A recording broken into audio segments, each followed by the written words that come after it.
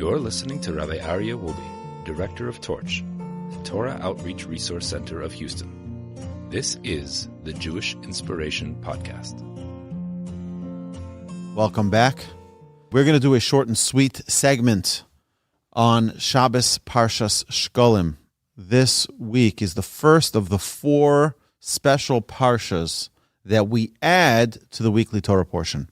So this week's Torah portion is Parshas Mishpatim, as we know, from our weekly Parsha review podcast. So we're going to read the portion of Mishpatim, and we're going to call up all 7 people to the Torah, and they're going to get their aliyahs for Parshas Mishpatim.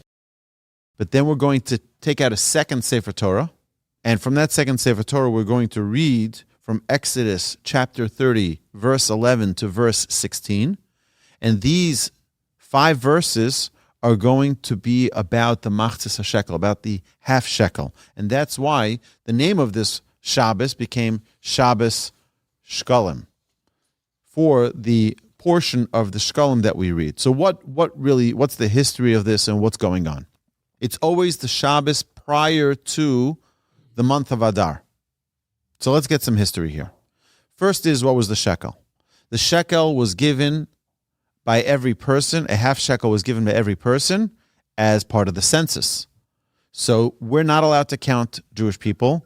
When you see 5 Jews sitting together, you don't say there are 5. You don't count them. 1, 2, 3, 4, 5. When we count even for a minyan, we don't count for 10. What do we do instead?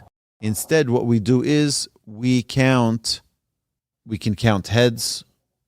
There's other things you can count. But you don't count the people. You don't count Jews. Why? Because the Torah tells us by Abraham that your children will be so many, they will be uncountable. And therefore, we don't count Jews. For a minyan, what people do, and this is the most common way, is that they'll say a verse that has 10 words in it. Hoshia et amecha, uvarech et nachlatecha, ureim v'nasem ad olam, which is 10. That verse has 10 words, and once you count the word per person, but we don't count Jews. Okay, that's the first thing. So how did they count the Jews? They would count the shekels. Every person would give a shekel, and that shekel, that half shekel, and then they would get all the shekels together and start counting all the shekels, and that's how they knew how many Jews there were. Okay, so that's reason number 1. That's what the background, a little background on the shekel, on the half shekel. But then there's something else that we need to understand, is that the shekel was used. What was all that money used for? That shekel was used for all of the offerings, all of the communal programs, all of the salaries that were paid for the judges in the Sanhedrin. They all needed to get paid. How did they get paid? That's how all of that, those shkalim, all of those contributions, that's how they had money for offerings. There were daily offerings, there were weekly offerings, there were celebratory offerings that were brought in the temple. Who paid for all those animals? This was the communal tax, so to speak. When was that money given? It was given by the 1st of Nisan. By Rosh Chodesh Nisan, that's when everyone needed to give it. So a month prior, which was Rosh Chodesh Adar, which is going to be this coming week on Tuesday and Wednesday, that's when they started making the announcements. Everybody get ready, because the time for giving the Shekalim is almost here. It's only 1 month away. So that's a little bit of the history of the Shekalim, but there's something more that we need to know about this. So first is that there was equal participation. Every single Jew gave the exact same amount. There's no such thing as, I'm poor, so I can't give. I'm wealthy, I can give more. Everyone gave the exact same amount. Because at the end of the day, you're not counted by how much money you have. You're not counted by how much fame you have. Every Jew was counted as an individual. Every Jew was counted as a unique part of the Jewish people. There's no one who's higher, there's no one who's lower. It's the example we've given when we talk about the menorah. The menorah, why is the menorah, every light of the menorah needs to be on an equal level, height. Only the shamash can be higher, because the shamash represents the Almighty. The candles of the menorah represent the Jewish people. And that's why you had the menorah in the temple had 3 branches on each side, each one representing two of the tribes, and the light always faced, the light of the candle of the menorah always faced the center. But they had to be equal height. Why? Because although we might be different camps, we might be different styles, different talents, different abilities, we have to remember that at the end of the day, no Jew is higher than the other. We're all equal playing field.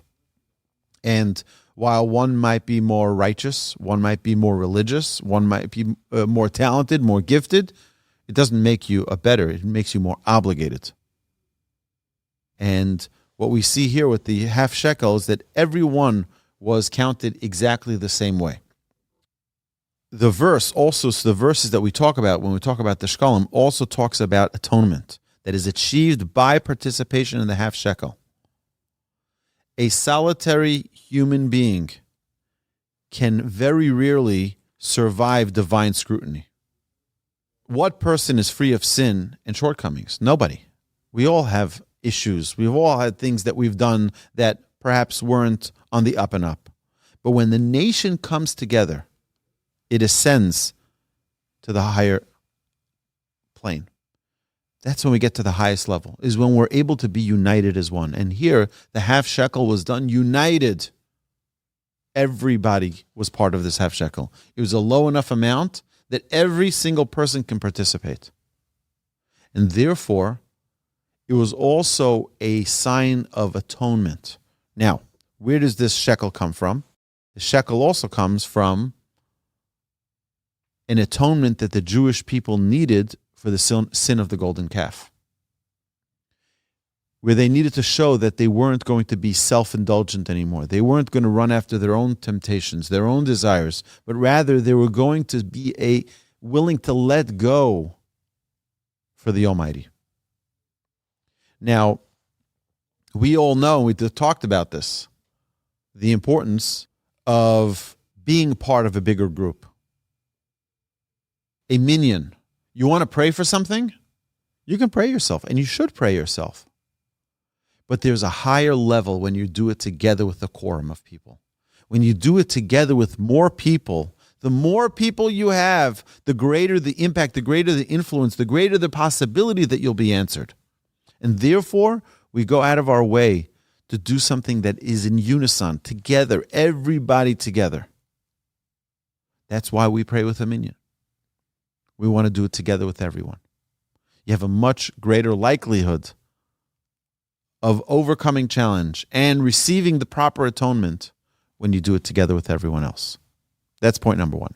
Point number two is that, remember what happens in 14 days after Rosh Chodesh. We have the holiday of Purim. What happened in Purim?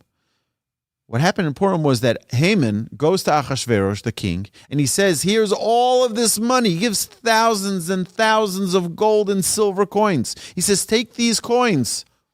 That's for the taxes you're going to miss out by killing all the Jews. Here, you have all the coins. So the Gemara says, what do the Jews do? The Jews preempt their coins, meaning on the heavenly realms, there's all of these coins. There are all of these coins being contributed to harm the Jews. So what do? We preempt their coins, the coins of Haman, and we bring our coins and show God. We show the heavenly realms, look, here's the coins of the Jewish people. Here's the coins of self-sacrifice, the coins of commitment to the Almighty. And these coins should stand in front of the holy courts of the upper realms and to remove all evil decrees. And that's why specifically the Shabbos before Adar, which usually is about 2 weeks prior to Purim, we're already preempting. Now, we also do the half shekel, and we do that on Tanis Esther, the day before Purim, the fast of Esther, where you go into synagogue and you'll have the half shekel there, and everyone can give that half shekel to the congregation. It's a custom that we do it in commemoration of the half shekel that was given by the Jewish people in the desert. So, my dear friends, this is a little bit of a short insight into Parshas Shekalim. The Shekalim portion that we're going to read this Shabbos should be a time for us for reflection, for introspection, for getting ourselves to a place where we're ready to accept the Torah on Purim. Because what is Yom Kippur? Yom Kippur is called Yom Kippur because it's Kippurim. It's Kippurim. It's like Purim, our sages tell us. Purim is not a day, we all know we get dressed up and we can become slightly inebriated and we have a festive meal and we read the Megillah and we do the mitzvahs of the day of Purim. But our sages say that's just on the external part. On the internal part, it has the power of Yom Kippur. It has the power greater than Yom Kippur because it's all revealed on Yom Kippur. On Yom Kippur, we're there and we're present. On Purim, we're hidden. That's why we have masks. We get dressed up because it's behind a veil. We're able to internally, completely connect ourselves with the Almighty and accomplish the atonement that we desire. Hashem should bless us all that Shabbos Shekalim, this week, this portion, when we bring out that second Sefer Torah, we should be able to connect with what it means to let go and let God. Have a great Shabbos, my dear friends. You've been listening to the Jewish Inspiration Podcast, a Torch production. Become a supporter at torchweb.org because your assistance enables more Torah learning around the globe. To find more lessons offered by Torch, please visit torchpodcasts.com. Until next time, stay fresh, my friends, and get jiggy with it. Na na na na na na na na na na na na.